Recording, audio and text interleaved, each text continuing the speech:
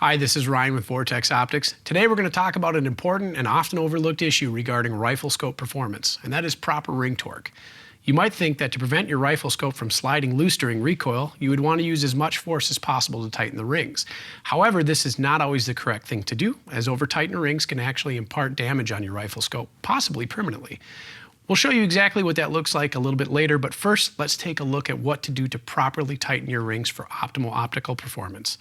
First things first, you want to make sure that you have the proper tool, in this case, an inch-pounds torque wrench. If you're using Vortex Optics rings, we recommend that you use the torque wrench mounting kit shown here. It's very simple and easy to use, offers fast and easy adjustments, incrementally 1 inch-pound at a time from 10 to 50. And of course, you'll need rings. And today we're going to demonstrate using the Vortex PMR and the Viper rings. While the techniques and torques we'll discuss are specific to Vortex models, they'll also apply to many other popular rings on the marketplace. So let's get started with tightening the Vortex PMR horizontally split rings. As you can see, I already have the lower half of the rings already mounted to the single-piece Picatinny base, and the rifle scope has been properly aligned and leveled. If you have any questions about how to do this, please take a look at our How to Mount a Rifle Scope video. Next, we want to secure the upper ring halves to the lower ring halves. Make sure to set the torque wrench at the proper torque value. In this case, we want to go between 15 and 18 inch-pounds. Now, sometimes with larger, heavier rifle scopes, like the Razor HD 3 to 18 and 4.5 to 27 Generation 2, we could run a heavier ring torque, up to 18 to 22 inch-pounds. For the Vortex Viper series, Razor LHs, and other scopes, again adhere to that 15 to 18 inch-pound range for best performance. With horizontally split rings, tighten the ring screws in a crisscross pattern, the goal being to maintain an even gap between the top and bottom halves. Be sure all screws are fully tightened when this is complete.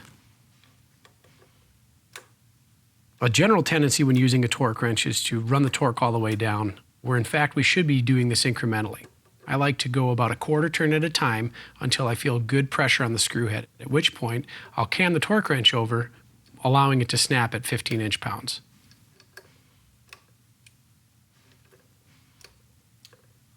Vertically split rings will require a slightly different tightening technique.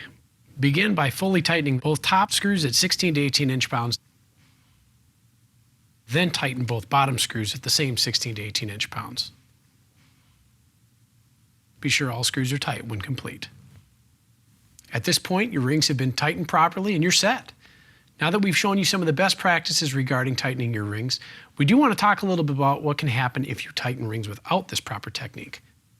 Applying slightly too much pressure to the scope tube can cause the erector tube and adjustment turrets to malfunction and the parallax adjustment cell to lock up, resulting in erratic tracking and parallax error. If you're seeing this happen, there is a quick remedy if the rifle scope is not permanently damaged. Just loosen the ring screws and start over, applying the proper torque. This will immediately release the pressure on the tube, allowing the rifle scope to track properly again. Tightening the screws well beyond the recommended torque specs can actually crush the tube. This will permanently damage your rifle scope, and in most cases it will likely need to be sent in and evaluated by our repair team.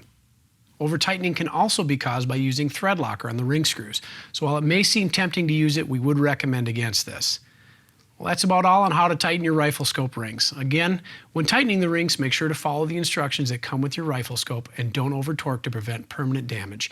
If you have any questions about tightening rings, what type of rings to get, or anything else, feel free to contact us via email or phone. We're always here to help.